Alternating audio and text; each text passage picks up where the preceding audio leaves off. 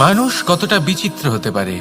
সব সময় স্বপ্ন দেখতে থাকে যে কাল আমি এটা করব, কাল আমি ওটা শুরু করব, কাল আমি ওটা সম্পন্ন করব। এই যে কাল শব্দটা, এই কাল অত্যন্ত বিচিত্র এক শব্দ।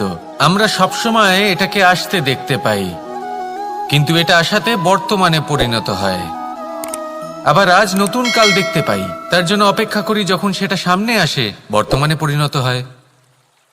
এই কাল সবসময় একটা মিথ্যে সান্ত্বনা দেয় যে সে আসছে, কিন্তু সে কখনোই আসে না। যেটা আপনার হাতে রয়েছে তা হলো আজ, বর্তমান। তাই যা করার আছে, যা সম্পন্ন করতে চান, যা শুরু করতে চান, আজ করুন, বর্তমানে করুন। কারণ আজ আপনি যা করবেন সেটাই আপনার ভবিষ্যৎ নির্ধারিত করবে। ভবিষ্যতের বিষয় ভাবতে থাকলে ভবিষ্যৎ সুন্দর হবে না।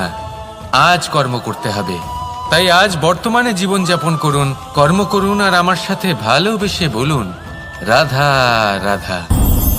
অহংকার তো প্রকৃত অর্থে আমাদের ক্ষতিই করে।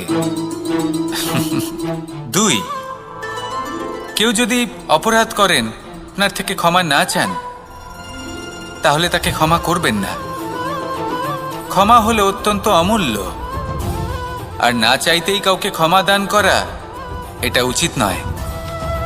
3, যদি কেউ আপনার সাথে অনুচিত কিছু করেন, অপরাধ করেন, আর আপনার থেকে ক্ষমা চান, তাহলে তাকে ক্ষমা করে দিন। তাতে আপনার অন্তরের করুণাবোধ জাগ্রত হবে, প্রেম জাগ্রত হবে, আর তা আপনার জন্য শুভ হবে। 4, যদি আপনি নিজে কোনো অপরাধ করেন, তাহলে অবশ্যই ক্ষমা চাইবেন। তাতে আপনারই লাভ হবে। কিভাবে? সামনের ব্যক্তি আপনাকে ক্ষমা করুক বা না করুক, আপনার অন্তরের অহংকার ক্ষীণ হবে, আর এই মন আরো নির্মল হয়ে উঠবে। এই ক্ষমা অত্যন্ত অমূল্য। ভেবেচিন্তে একে ব্যবহার করুন, আর আমার সাথে ভালোবেসে বলুন, রাধা রাধা। একবার একজন গুরু তার শিষ্যদের পরীক্ষা নিচ্ছিলেন। উনি ওনার প্রত্যেক শিষ্যকে একটি করে পাখি দিয়ে বললেন সেই পাখির বলি দিতে হবে, কিন্তু এমন এক স্থানে যেখানে কেউ তাদের দেখতে পাচ্ছে না। প্রত্যেক শিষ্য নিজের যাত্রা শুরু করল। কেউ ঘন বনে প্রবেশ করল, কেউ অন্ধকার গুহায় প্রবেশ করল, কেউ দূরে কোনো পর্বতের শিখরে পৌঁছে গেল। যে মুহূর্তে দেখলো তাদের কেউ দেখতে পাচ্ছে না, তারা সেই বলি দিতে চেষ্টা করল। যেই বলি দিতে গেল, সেই পাখি আলোর কিরণে পরিবর্তিত হলো এবং লুপ্ত হয়ে গেল। একজন শিষ্য ছিল যে আবার গুরুর কাছে ফিরে এলো। সে বলল, ক্ষমা করবেন গুরুদেব, কিন্তু আমি এমন কোনো স্থান পেলাম না যেখানে কেউ আমাকে দেখতে পাচ্ছে না। অন্য কেউ না দেখতে পেলেও আমি নিজে দেখতে পাচ্ছিলাম, আমার অন্তর্মন দেখতে পাচ্ছিল। সেই শিষ্য বুঝতে পেরেছিল যে পরমাত্মার দৃষ্টি সবসময় তাকে দেখতে পাচ্ছে, আর ও কখনো অনুচিত কর্ম করতে পারবে না। আর শুধুমাত্র এই কারণে সেই শিষ্যই সেই পরীক্ষায় উত্তীর্ণ হল। আসুন আর আমার সাথে ভালোবেসে বলুন, রাধা রাধা। আমরা সবাই ফল খাই, কিন্তু আমাদের সেই ফলই প্রিয় হয় যে পরিপক্ক হয়ে ওঠে, যেটা নম্র হয়, আর যে ফল অনেক বেশি মিষ্টি আর সুস্বাদু হয়ে থাকে, যাদের রঙে বাহার দেখা যায়। সেইভাবে জীবনে আমরা নানান মানুষের সাথে পরিচিত হই, কিন্তু সেই মানুষই আমাদের মন ছুঁয়ে যায় যারা বিনম্র স্বভাবের, যাদের বাণী খুব মধুর, যাদের অন্তরে আত্মবিশ্বাসের একটা তেজ, একটা রং দেখা যায়। এবার এমন ব্যক্তি আমরা কি করে হব? ঠিক সেইভাবেই যেমন একটা ফল রোদ, বর্ষা, শীত, বায়ু এই সকল সংকটময় পরিস্থিতির সম্মুখীন হয়ে পরিপক্ক হয়ে ওঠে, সেইভাবেই মানুষ সংকটময় পরিস্থিতির সম্মুখীন হয়ে পরিপক্ক হয়ে ওঠেন। যদি এই সংকটের সম্মুখীন হন, তাহলে অভিজ্ঞ হবেন, আর এই অভিজ্ঞতাই শিক্ষা দিয়ে যাবে। এই অভিজ্ঞতা আমাদের শিখিয়ে দেয় যে আমাদের বিনম্র থাকতে হবে। অহংকার করে কোনো লাভ নেই। মধুর বাণীর যে কি মূল্য তা আমরা শিখতে পারি। এই অভিজ্ঞতাই আমাদের বুঝিয়ে দেয় যে উচিত অনুচিত কোনটা, আমাদের দৃষ্টিভঙ্গি তৈরি করে, আর এই দৃষ্টিভঙ্গি দ্বারা আত্মবিশ্বাস জাগ্রত হয়। সেই জন্য জীবনে কখনো বিপদ থেকে দূরে পালাবেন না, সেগুলোর সম্মুখীন হন, অভিজ্ঞতা লাভ করুন, তার থেকে শিক্ষা লাভ করুন, এইভাবেই পরিপক্ক হবেন। আসুন আমার সাথে ভালোবেসে বলুন, রাধা রাধা। মানুষ বর্তমানে নিজের জীবন অতিবাহিত করেন, কিন্তু তার জীবনে অতীতকাল এবং ভবিষ্যৎকাল এই দুটোরই সমান গুরুত্ব রয়েছে। অতীতকাল অতিবাহিত হয়ে গেছে এবং সেটা জীবিত থাকে আমাদের স্মৃতি হিসেবে, এবং ভবিষ্যৎ হলো সেটাই যেটা আমরা শুধুমাত্র কল্পনাই করতে পারি। এবার অতীতের কিছু স্মৃতি এমন থাকে যা আমাদের কাছে আনন্দময় হয় না, তা কটু হয়, দুঃখজনক হয়, যন্ত্রণাদায়ক হয়। আমরা যা কিছুই করি তা বদলে ফেলতে পারবো না, কিন্তু ভবিষ্যৎকাল সেটা আমরা রচনা অবশ্যই করতে পারি, যদি আজ আমরা শ্রেষ্ঠ কর্ম করি। যদি আজকের এই দিনটা আমরা আনন্দের সাথে অতিবাহিত করি, সুখের সাথে অতিবাহিত করি, এক একটা মুহূর্ত আমরা আনন্দ এবং ভালোবাসার সাথে অতিবাহিত করি, আপনার আজকের এই কর্ম আপনার ভবিষ্যৎ নির্ধারণ করবে। আজ আপনি যেভাবে জীবন কাটাবেন তা ভবিষ্যতে গিয়ে অতীতকালে পরিণত হবে, আর তখন আপনি এমন স্মৃতি খুঁজে পাবেন যেখানে আপনি প্রত্যেকটি মুহূর্ত প্রেম এবং আনন্দের সাথে অতিবাহিত করেছেন, এবং সেই স্মৃতি মধুর হবে। তাহলে আজ শ্রেষ্ঠ এবং উচিত কর্ম করুন, আপনি নিশ্চিত রূপে একটি উজ্জ্বল, শুদ্ধ, পবিত্র এবং আনন্দময় ভবিষ্যৎ লাভ করবেন। আসুন আমার সাথে ভালোবেসে বলুন, রাধা রাধা। এই সংসারে অনেক অনেক এমন জ্ঞানী আছেন যারা নিজের সমস্ত জীবন জ্ঞান অর্জন করতে অতিবাহিত করেছেন। এই সংসারে এমন কোনো বেদ নেই, কোনো পুরাণ নেই, কোনো শাস্ত্র নেই, কোনো ভাষা নেই যা ওনারা জানেন না। এমন কোনো বিষয় নেই যা নিয়ে ওনারা কোনো বক্তব্য রাখতে পারবেন না। কিন্তু আমরা এই সকল জ্ঞানীকে কি ভালোবাসতে পারি? এনাদের সকলকে সম্মান করতে পারি না। কারণটা কি? দেখুন, বেদ পড়া একটি আলাদা বিষয়, বেদনা বুঝতে পারা অন্য ব্যাপার। এবং বেদনা বোঝার জন্য, সেই জ্ঞান লাভ করার জন্য আপনাকে মন থেকে করুণা এবং প্রেমের সঠিক অর্থ বুঝতে হবে। সামনের ব্যক্তির বেদনা বুঝতে হবে, তার যন্ত্রণাকে বুঝতে হবে। তারপর যে জ্ঞান আপনি অর্জন করেছেন বেদ থেকে, পুরাণ থেকে, শাস্ত্র থেকে, তা প্রয়োগ করে তার বেদনার নিবারণ করা, সেটা বেশি গুরুত্বপূর্ণ। সেই জন্য জীবনে শুধুমাত্র শাস্ত্র এবং বেদ পড়ে জ্ঞান অর্জন করতে সময় নষ্ট করবেন না। মন থেকে প্রেমের কি অর্থ সেই বিষয়ে জ্ঞান লাভ করার চেষ্টা করুন, করুণাও বুঝতে চেষ্টা করুন। একজন শ্রেষ্ঠ ব্যক্তি হয়ে উঠুন, আর আমার সাথে ভালোবেসে বলুন, রাধা রাধা।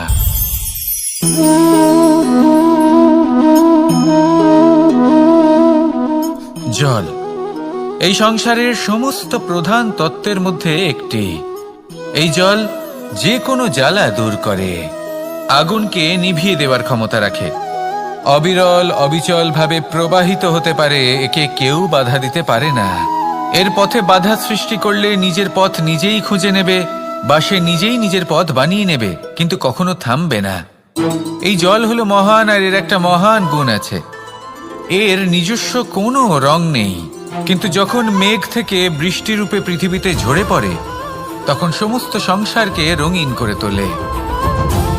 যেখানে খরা হয়েছে সেখানে শ্যামল করে তোলে, যে স্থান শ্যামল সেখানে ভিন্ন ভিন্ন প্রকারের পুষ্প ফুটিয়ে তোলে। এই জল, এই জলের মতন আমাদের হতে হবে। ওর যেমন কোনো রং নেই, আমাদেরও যেন কোনো অহংকার না থাকে। শুধু কর্মের এই ধারাতে বইতে থাকুন, এই সংসারের মঙ্গল করতে থাকুন, শ্রেষ্ঠ কর্ম করতে থাকুন।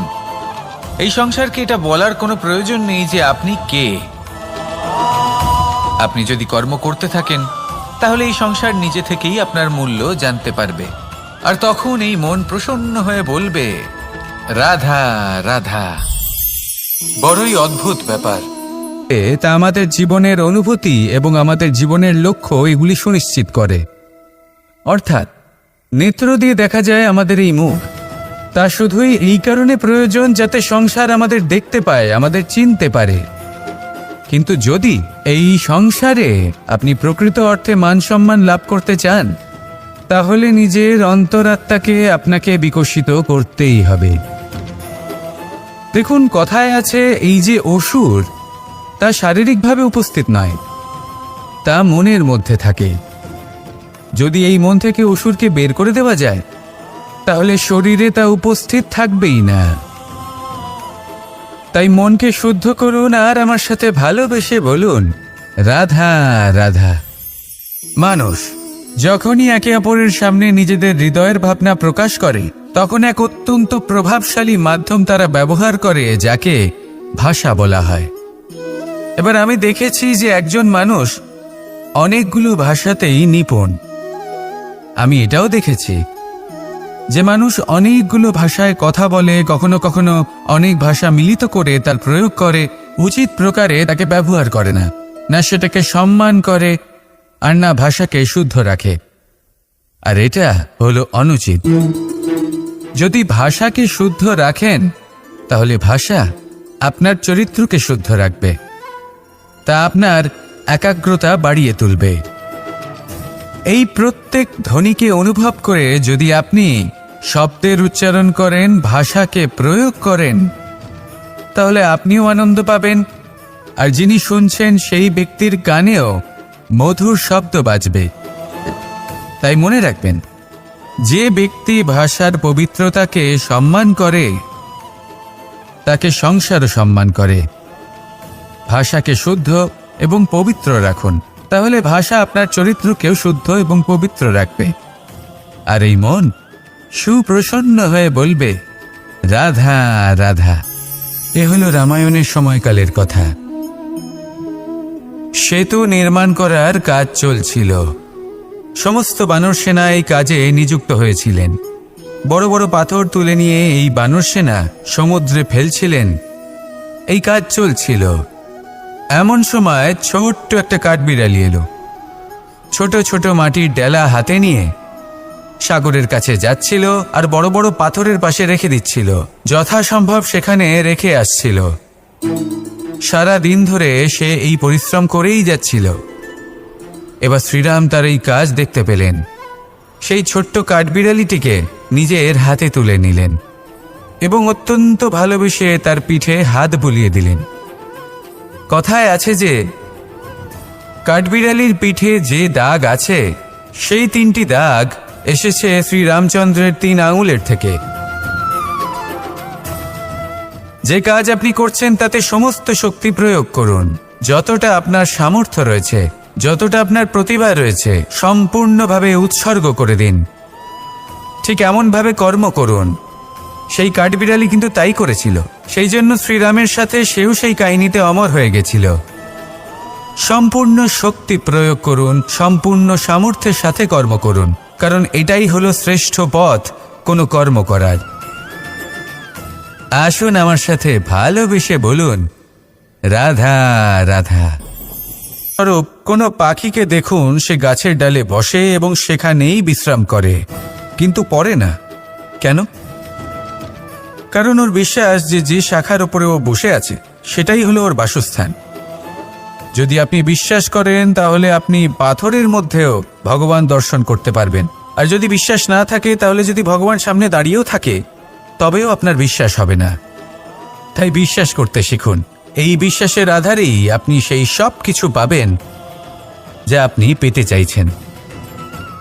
আসুন আমার সাথে ভালোবেসে বলুন, রাধা রাধা। গুরু, যিনি পথ দেখান, আমাদের জীবনে অত্যন্ত গুরুত্বপূর্ণ, অত্যন্ত আবশ্যক।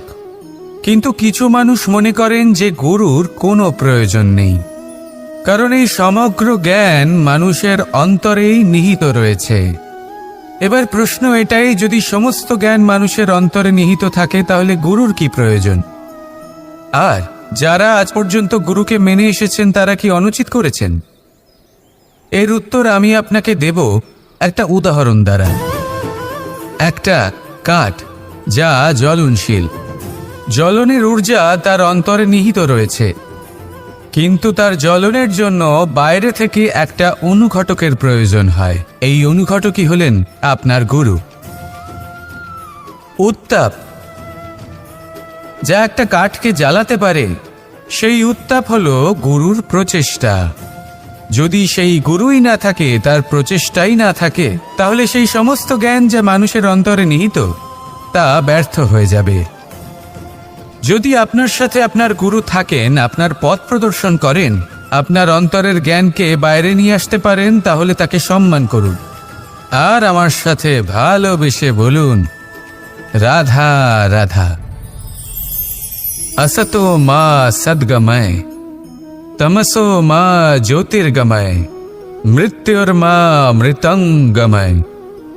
জ্ঞান সেটাই যা অসত্য থেকে সত্যের পথে চালিত করে।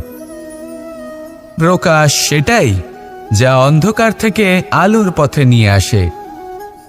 জীবন সেটাই যা মৃত্যু থেকে অমরত্বের পথে নিয়ে যায়।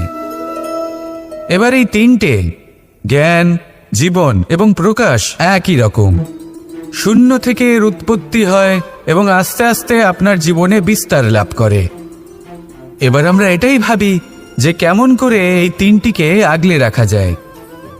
এর উত্তর হলো, এদের আগলে রাখার প্রয়োজনই নেই, ভাগ করে দিতে হবে। কোনো বৃক্ষকেই দেখে নিন, একটি বৃক্ষ অনেক বছর ধরে বেঁচে থাকে। কেন? কারণ সে ভাগ করে দিতে জানে। সে নিজের বীজ ছড়িয়ে দেয়, এই ধরিত্রীতে দেয়, সেই বীজ যা অঙ্কুরিত হয়ে এক নতুন বৃক্ষকে জন্ম দেয়। শুধু ছড়িয়ে দিয়ে একটি বৃক্ষ জীবন দান করতে পারে। যদি কোনো ব্যক্তি জ্ঞান ছড়াতে শিখে যান, যদি প্রকাশ, আলোর কিরণ ছড়িয়ে দিতে শিখে যায়, কোনো ব্যক্তি তার জীবনের সুখ ছড়িয়ে দিতে শিখে যান, তাহলে তিনি মৃত্যুর পরও মৃত হন না। এই ভাগ করে দেওয়ার সুখটাই কিছুটা আলাদা। এই সুখ অনুভব করুন আর আমার সাথে ভালোবেসে বলুন, রাধা রাধা। যদি না থাকেন, তাহলে এই সংসারের অস্তিত্ব আপনার কাছে শূন্যের সমান, তাই না? আপনি না থাকলে এই সংসারও আপনার কাছে নেই। এবার সবাই বলবেন যে এ তো সত্যি কথা, সেই অনুযায়ী তো আমার স্বার্থপর হওয়া উচিত, অহংকারী হওয়া উচিত, কারণ আমার কাছে আমিই তো সবকিছু। দৃষ্টিভঙ্গি পাল্টে দেখুন। আপনার কাছে সবথেকে বেশি গুরুত্বপূর্ণ ব্যক্তি কে? আপনি নিজেই। সেই মানুষটি কেমন হওয়া উচিত একটু ভেবে দেখুন। সবসময় সকলকে সাহায্য করুন, একসাথে মিলে পরিশ্রম করুন, সাহায্য করুন অন্যদেরকে। এটা অতি আবশ্যক।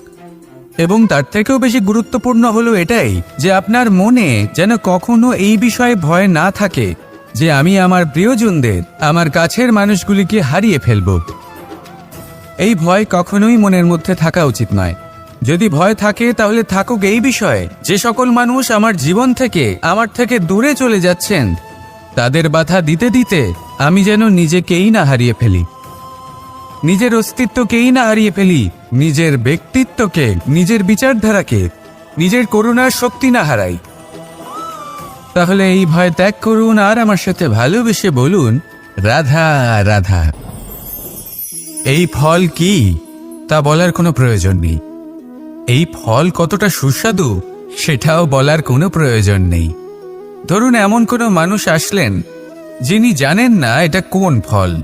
তিনি এটা দেখে ভাববেন এ তো কাঁটার একটা গুচ্ছ মনে হচ্ছে, নিয়ে ফেলে দেবেন। সেখানে দ্বিতীয় কোনো ব্যক্তি যিনি বুঝদার, তিনি দেখবেন, ভাববেন যে প্রকৃতি এর গায়ে এত কাঁটা কেন দিয়েছে? অবশ্যই সুরক্ষার জন্য দিয়েছে, অর্থাৎ ভিতরে অবশ্যই অমূল্য কিছু রয়েছে। সেই ধরনের ব্যক্তি এই ফলের অন্তরে প্রবেশ করেন এবং এই ফলের আনন্দ উপভোগ করেন। এরকমই কিছুটা আমাদের সংসারেও আমরা দেখতে পাই।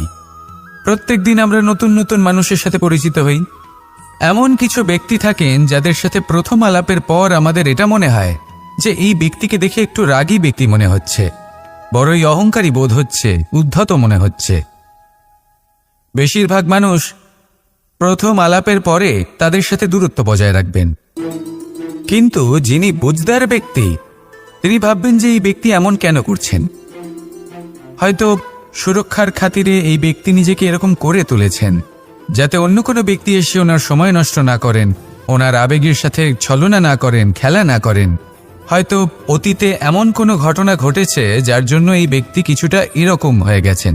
এমনই একজন ব্যক্তি সেই ব্যক্তির মনের গভীর পর্যন্ত পৌঁছতে পারেন আর সেখান থেকে শুভ গুণগুলিকে বাইরে বের করে আনতে পারেন। এরকমই ব্যক্তি হয়ে উঠুন, এমন বুঝদার ব্যক্তি হয়ে উঠুন যিনি সামনের ব্যক্তির খারাপ গুণগুলিকে অবহেলা করে হৃদয়ের অন্তঃস্থল থেকে শুভ গুণগুলিকে প্রকাশিত করে এবং সেই ব্যক্তিকে দেখাতে পারে। এমন ব্যক্তি হয়ে উঠুন যিনি নিজের জীবনকেও সফল করে তোলেন এবং অন্যের জীবনকেও। আসুন আমার সাথে ভালোবেসে বলুন, রাধা রাধা। আমি জীবনে অনেক ভালো মানুষের সংস্পর্শে এসেছি। এমন ব্যক্তি যিনি আজীবন জ্ঞান লাভ করে থাকেন, পড়তেই থাকেন।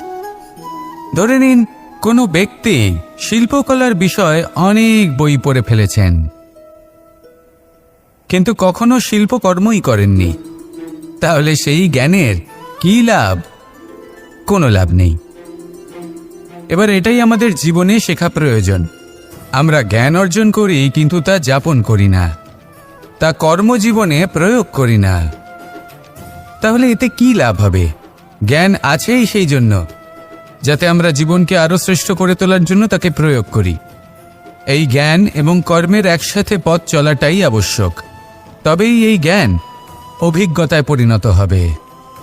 আর অভিজ্ঞতা দ্বারা যে জ্ঞান লাভ হয় সেটাই সবথেকে বেশি গুরুত্বপূর্ণ, সেটাই হলো সবথেকে বেশি লাভদায়ক। সেই জন্য শুধু জ্ঞান অর্জন করবেন না, তাকে প্রয়োগ করুন, তাকে কর্মজীবনে প্রয়োগ করুন, জীবনকে আরো শ্রেষ্ঠ করে তুলুন। আর আমার সাথে ভালোবেসে বলুন, রাধা রাধা। বাহ, পুষ্পের সুবাস আমার খুব ভালো লাগে। অত্যন্ত সুন্দর হয় এই পুষ্প। এইভাবে চারিদিকে পুষ্প দেখে মন আনন্দিত হয়ে ওঠে। এবার আপনারা ভেবে দেখুন, আমার চারিদিকে পুষ্প নয়, আগুন আছে। তাহলে কি হবে? আমার শরীর কি জ্বলে যাবে না? অবশ্যই জ্বলবে। শরীরকে কি আগুনের তাপ সহ্য করতে হবে না? অবশ্যই সহ্য করতে হবে। এটাই হলো প্রকৃতির নিয়ম। এই নিয়ম কিন্তু আমরা সবাই জানি, কিন্তু আমাদের মধ্যে বেশিরভাগ মানুষ এই বিভ্রান্তি নিয়ে বাঁচি যে এই যে প্রকৃতির নিয়ম তা আমার উপর প্রযোজ্য নয়। তা কিন্তু নয়। আমাদের চতুর্দিকে এই যে নিসর্গ রয়েছে, আমরা তার কতটা ক্ষতি করি সেটা একবার ভেবে দেখুন। আমরা বনাঞ্চল জ্বালিয়ে দিই, বায়ু দূষিত করি, জল দূষিত করি, প্রাণীদের হত্যা আমরা করি। কেন? এই নিসর্গ আমরা নষ্ট করি, যদিও আমরা জানি যে আমরাও হলাম এই নিসর্গেরই অংশ। এবার দেখুন, শরীরের কোনো অংশে যদি আগুন ধরান, আস্তে আস্তে সমস্ত শরীরও জ্বলে যাবে। সেইভাবেই নিসর্গ যদি নষ্ট হয়ে যায়, তাহলে মনুষ্য জাতিও নষ্ট হয়ে যাবে। তাই এই যে নিসর্গ আপনি দেখছেন, এই পুষ্প, এই বৃক্ষ, বায়ু, জল, এদের সকলকে রক্ষা করুন, নষ্ট নয়। মনে রাখবেন, যদি নিসর্গ থাকে মানুষ থাকবে, যদি নিসর্গ থাকে তাহলেই জীবন থাকবে। আসুন আমার সাথে ভালোবেসে বলুন, রাধা রাধা। আজ আমরা দুই ধরনের ব্যক্তির বিষয়ে কথা বলবো। প্রথম জন হলেন যে প্রয়োজনের থেকে অনেক বেশি পরিমাণ ধন উপার্জন করে থাকেন। তার কাছে ততটা ধন থাকে যতটা তার প্রয়োজনও নেই, তারপরেও আরো ধন উপার্জন করতে চেষ্টা করতে থাকেন। সকল সম্ভব চেষ্টা করেন, সকল সম্ভব কর্ম করেন, তা সে উচিত কর্ম হোক বা অনুচিত, তাতে তাদের কিছুই যায় আসে না। তারা শুধুই এই সংসারের সকল সুখ ভোগ করতে চান, সকল স্বাচ্ছন্দ্য লাভ করতে চান। আজীবন তারা প্রচেষ্টাই করতে থাকেন। এবার এই করতে গিয়ে তারা ভারাক্রান্ত হয়ে সমস্যার সম্মুখীন হন। এনাদের সমগ্র জীবন এই চেষ্টাতেই চলে যায়, জীবন যাপন করার বদলে। অন্যদিকে আরেকজন ব্যক্তি যিনি জানেন তার প্রয়োজন কতটুকু, আর শুধুমাত্র সেই পরিমাণ ধন অর্জন করেন, তার থেকে বেশি একটুও নয়। উনি যদি দুবেলা খেতে পান, মাথা গোজার ঠাঁই পেয়ে যান, সেটাই পর্যাপ্ত। তাতেই তিনি আনন্দে জীবন যাপন করেন, না কোনো বৃথা চিন্তা করেন, না কোনো বৃথা কষ্ট করেন। এবার আমি আপনাদের জিজ্ঞেস করব, এই দুই ব্যক্তির মধ্যে আপনি কোন ব্যক্তি হতে চাইবেন? বেশিরভাগ মানুষ এটাই বলবেন যে আমরা সেই দ্বিতীয় মানুষ হতে চাই যারা সন্তুষ্ট। কিন্তু যদি মন দিয়ে দেখেন, আপনিও সেই কর্মই করছেন যা প্রথম ব্যক্তি করেন। আপনারা সবসময় চেষ্টা করে চলেছেন, এটাও লাভ করতে হবে, ওটাও লাভ করতে হবে, আমার এটারও প্রয়োজন, ওটারও প্রয়োজন। আপনি অনেক কিছু লাভ করেছেন, কিন্তু প্রশ্ন এটাই যে আপনার কি সেই সব কিছুর প্রয়োজন রয়েছে?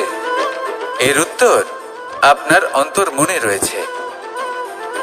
আপনার মন জানে যে আপনার প্রয়োজন কতটুকু। সেখানে গিয়ে দেখুন। সন্তুষ্টি মানুষকে আনন্দ দেয়।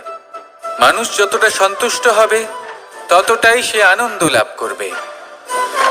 এবার আপনাকে এই সিদ্ধান্ত নিতে হবে যে আপনি কখন আর কোথায় সন্তুষ্টি লাভ করবেন, কত কিছু লাভ করার পরে সন্তুষ্ট হবেন। এই উত্তর আপনি মন থেকে পাবেন।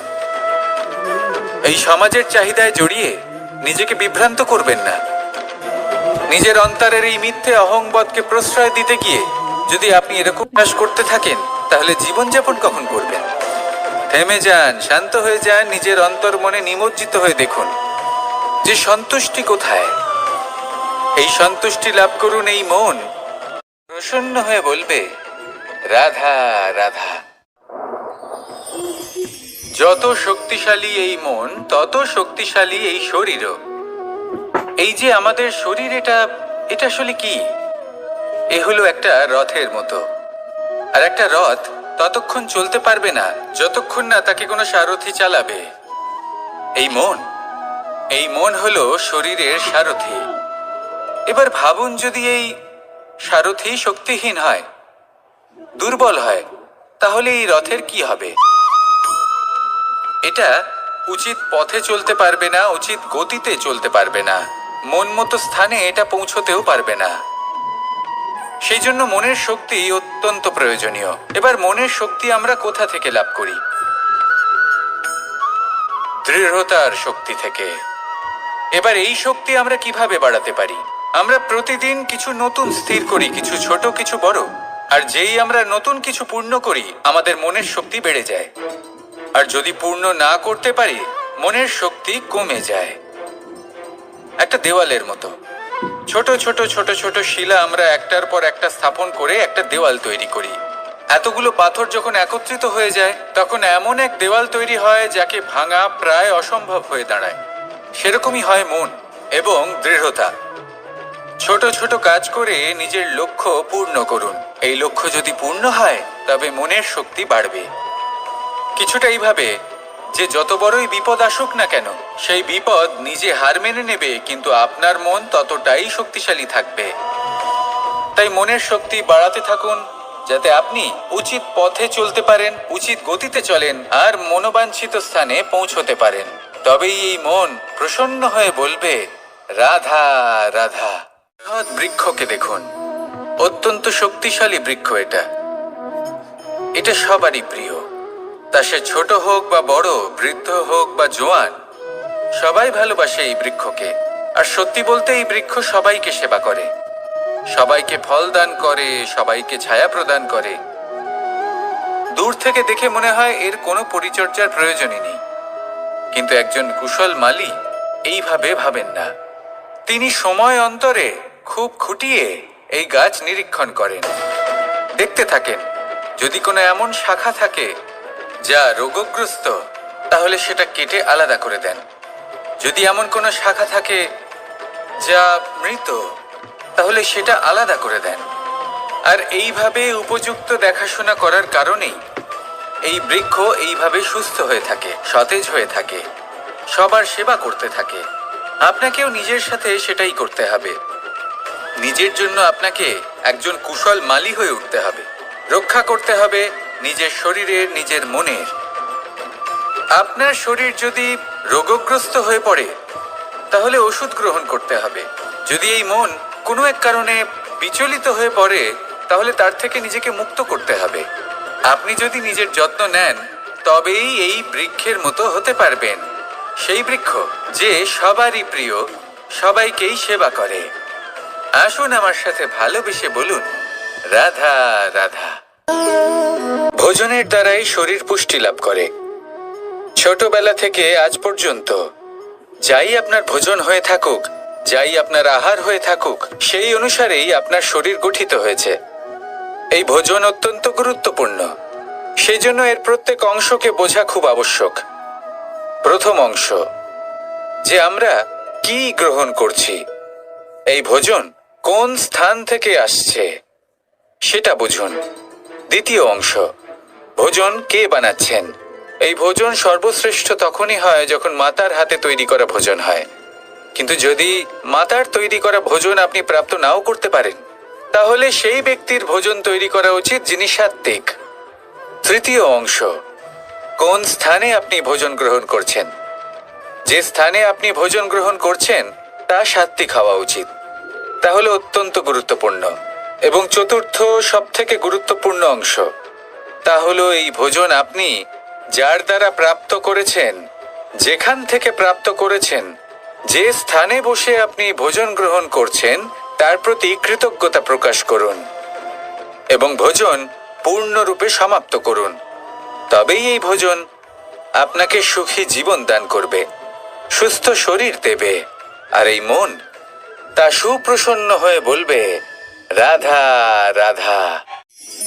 এই হলো বট গাছের একটা বীজ।